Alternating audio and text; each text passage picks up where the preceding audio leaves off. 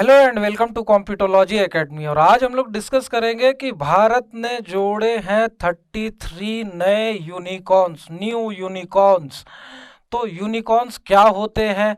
33 नए यूनिकॉर्न जोड़ने के भारतीय इकोनॉमी पे क्या मायने हैं, क्यों ये यूनिकॉर्न्स बढ़े हैं और इससे कैसे इंडियन इकोनॉमी की, भारतीय अर्थव्यवस्था को एक बूस्ट मिलेगा। तो आइए चलिए शुरू करते हैं। और इससे पहले मैं आप लोगों को कहना चाहूँगा कि अगर आप लोगों ने अभी तक चैनल सब्सक्राइब नहीं किया है तो चैनल को सब्सक्राइब कर लें। सिविल सर्विसेज और अदर कॉम्पिटिटिव एग्जाम से रिलेटेड ऐसे ही informative videos time and again यहाँ पर आप लोगों को मिलते रहेंगे। तो सबसे पहले देखते हैं कि यूनिकॉर्न्स की डिफिनीशन क्या है।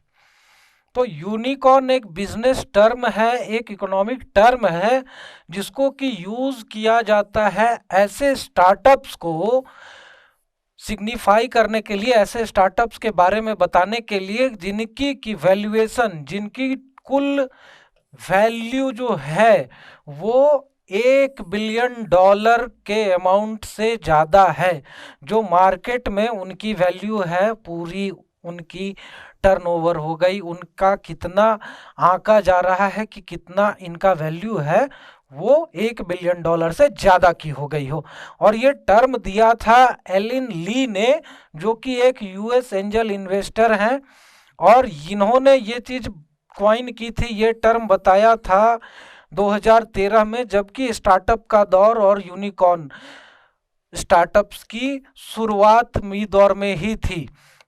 यहाँ पर इन्होंने ये चीज़ तब बताई कि जो भी $1 बिलियन से ज़्यादा की वैल्यूएशन की कंपनीज हैं, शॉर्ट टर्म में जो स्टार्टअप्स हैं बन जा रही हैं, उनके लिए यूनिकॉर्न टर्म यूज़ करेंगे।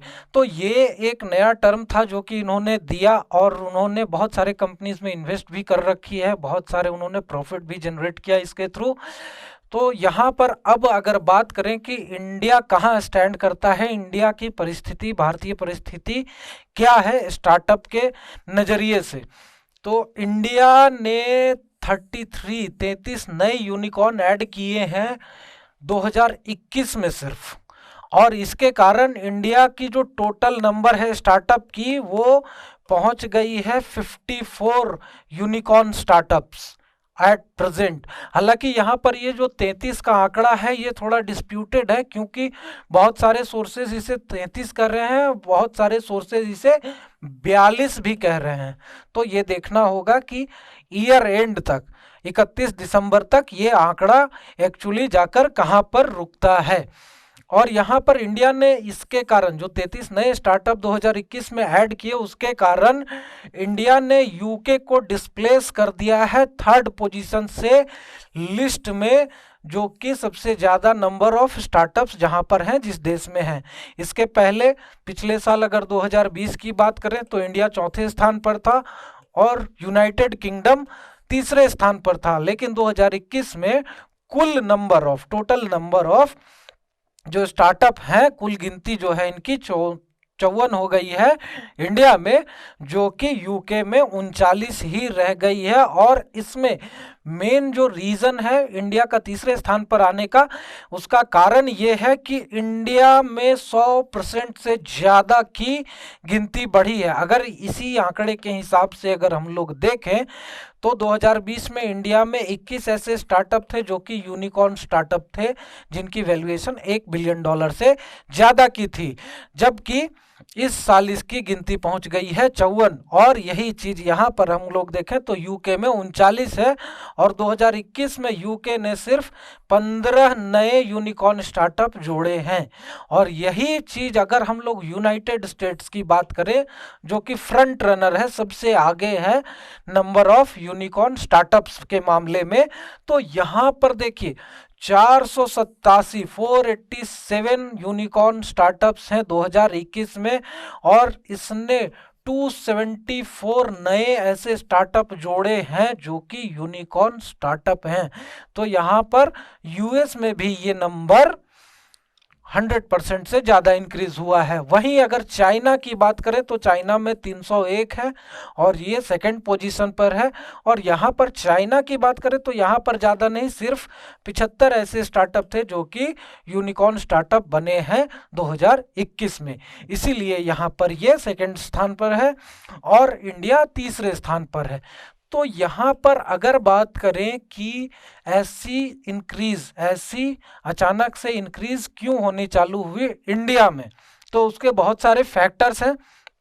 सबसे पहली चीज क्या है कि इंडिया में स्टार्टअप बूम चल रहा है और अभी की बात करें या प्रेजेंट जो समय चल रहा है यहाँ पर, तो इंडिया स्टार्टअप बूम के बीच में है।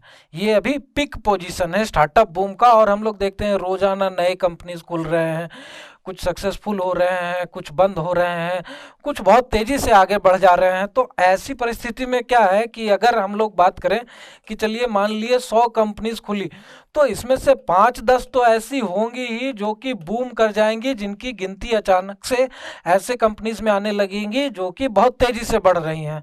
तो यही बूम इंडिया में चल रहा है अभी टाइम एंड अगेन। रोजाना हम लोग देख रहे हैं कि नई नई कंपनीज खुल रही हैं।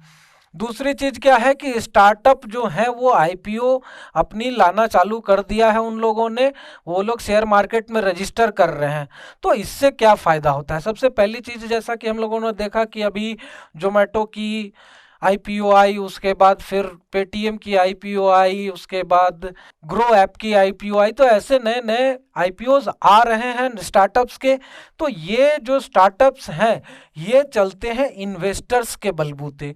शुरुआत में इनकी प्रोग्रेस जो होती है एंजल इन्वेस्टर्स और वेंचर कैपिटलिस्ट इन्वेस्टर्स के थ्रू ही इनकी ग्रोथ होती है। तो वो लोग अपना पैसा इस आशा में, इस उम्मीद में लगाते हैं किसी भी कंपनी में कि फ्यूचर में जब ये कंपनी ग्रो कर जाएगी तो हमें अच्छा मुनाफा होगा और हम लोग अपनी शेयर बेच कर यहाँ से निकल जाएंगे। तो यही चीज इनको प्रोवाइड करती है, यही एग्जिट पॉइंट प्रोवाइड करती है, निकलने का रास्ता आईपीओ। जैसे ही आईपीओ रजिस्टर होती है तो जो इन्वेस्टर्स होते हैं जो अपनी प्रॉफिट, अपना मुनाफा लेकर निकलना चाहते हैं, वो तुरंत ही रजिस्टर होने के बाद जैसे ही आईपीओ की डिमांड बढ़ती है, प्राइस बढ़ती है, वो लोग अपना शेयर बेचकर वहां से अपने पैसे कलेक्ट करके अपना प्रॉफिट लेकर निकल जाते हैं। तो ये आईपीओ जो रजिस्टर हो रही है नए नए स्टार्टअप की, तो इससे जो वेंचर कैपिटलिस्ट हैं, एंजल इन्वेस्टर्स हैं, उन्हें एक सही चीज दिख रही है, एक सही ट्रेंड दिख रहा है कि अगर हम लोगों ने यहाँ पर पैसा लगाया तो हमें अच्छा मुनाफा होगा और हमें एग्जिट पॉइंट भी मिल जाएगा। तो हमें ये चीजों की दिक्कत नहीं होगी कि हमारा पैसा फंस ना जाए। दूसरी चीज क्या है कि चाइना में जो क्रैकडाउन हुआ है टेक कंपनीज पर, जो नए नए टेक स्टार्टअप चाइना में आ रहे थे, उन पर चाइनीज गवर्नमेंट ने बहुत सारे रूल्स एंड रेगुलेशंस इंपोज करने चालू कर दिए, बहुत सारी रिस्ट्रिक्शंस लगानी चालू कर दी, जिसके कारण कि उनका ग्रोथ धीरे धीरे रुक सा गया है। और इसी के कारण क्या हो रहा है कि अब इन कंपनीज को चाइना में यहाँ पर इन्वेस्टर्स नहीं मिल रहे हैं, पैसे लगाने वाले लोग नहीं मिल रहे। और जब भी ऐसी परिस्थिति आएगा कि आपको पैसे ही नहीं मिल रहे हैं, तो उस परिस्थिति में वहां पर आपकी ग्रोथ रुक जाएगी, और ग्रोथ रुकेगी तो फिर यूनिकॉर्न स्टार्टअप बनने का सवाल ही नहीं पैदा होता है। तो ये यहाँ पर जो चाइना ने क्रैकडाउन किया, उन पर रूल्स एंड रेगुलेशंस, पाबंदियां लगानी चालू की, तो जो इन्वेस्टर्स थे, जो वेंचर कैपिटलिस्ट थे, उन्होंने अपना फंड डाइवर्ट करना चालू कर दिया इंडिया की तरफ। अब इंडिया की तरफ जब कैपिटल डाइवर्ट किया तो ऑब्वियस सी बात है कि यहाँ के स्टार्टअप्स को फंड मिलेगी, बूस्ट मिलेगा। तो ऑब्वियस सी बात है कि यहाँ पर फिर जो स्टार्टअप्स हैं उनके यूनिकॉर्न बनने के चांसेस बढ़ जाते हैं, उनकी ग्रोथ की पॉसिबिलिटी बढ़ जाती है और धीरे धीरे वो अच्छा खासा डेवलप कर जाते हैं, इंक्रीज कर जाते हैं और वो यूनिकॉर्न स्टार्टअप में तब्दील हो जाते हैं, जो कि चाइनीज गवर्नमेंट एक तरह से डिस्गाइज में इंडियन इकोनॉमी को ही बूस्ट दे रही है। उसके बाद क्या है, यहाँ पर बहुत ज़्यादा फ्लो हो रहा है फंडिंग का। इंडिया में अभी फंडिंग बहुत ज़्यादा मिल रही है नए नए स्टार्टअप्स को। नए नए स्टार्टअप्स में वेंचर कैपिटलिस्ट, अच्छे अच्छे बैंक, सॉफ्ट बैंक की बात करते हैं हम लोग, उसके बाद alibaba.com की बात करते हैं, ऐसे बहुत सारे जो कैपिटलिस्ट हैं, इन्वेस्टर्स हैं या सॉफ्ट बैंक है, और अदर जो इन्वेस्टमेंट सोर्सेज हैं वो इंडिया में अभी बहुत ज़्यादा पैसा झोंक रहे हैं, नए नए जो स्टार्टअप्स हैं उनको कैपिटल प्रोवाइड कर रहे हैं, फंडिंग प्रोवाइड कर रहे हैं, जिसके कारण कि यहाँ पर स्टार्टअप्स के बूम की सिचुएशन बनी हुई है। और उसी में से कुछ स्टार्टअप्स जो हैं सही कॉन्सेप्ट पर जो सही तरीके से काम कर रहे हैं वो बूम कर जाते हैं और एक यूनिकॉर्न कंपनी के रूप में तब्दील हो जाते हैं। तो ये चीज़ यहाँ पर ऑलरेडी चल रही है और इससे इंडियन इकॉनमी को बहुत ज़्यादा फायदा है, क्योंकि जैसे जैसे यूनिकॉर्न स्टार्टअप्स की नंबर बढ़ेगी तो ऑब्वियस सी बात है कि इंडिया में इन्वेस्टमेंट बढ़ेगा। क्यों इन्वेस्टमेंट बढ़ेगा? क्योंकि यहाँ पर मार्केट प्रोस्पेक्ट दिखेगा इन्वेस्टर्स को, अपना ग्रोथ प्रोस्पेक्ट दिखेगा इन्वेस्टर्स को। उन्हें ये चीज़ें लगेंगी कि हमें अगर पैसा लगाना है तो इंडिया में लगाने से हमें अच्छा मुनाफा मिलेगा, सही प्रॉफिट मिलेगी। यहाँ पर नए नए स्टार्टअप्स जो हैं यूनिकॉर्न स्टार्टअप्स बनते जा रहे हैं, तो इससे हमारे पैसे के ग्रो होने के चांसेस ज़्यादा हैं और इसके कारण फिर फॉरेक्स इनफ्लो, जो विदेशी मुद्रा का जो आवागमन है वो बढ़ेगा इंडिया में और उससे इंडियन इकोनॉमी को ओवरऑल बहुत ज़्यादा फायदा मिलेगा। तो ये एक पॉजिटिव साइन है।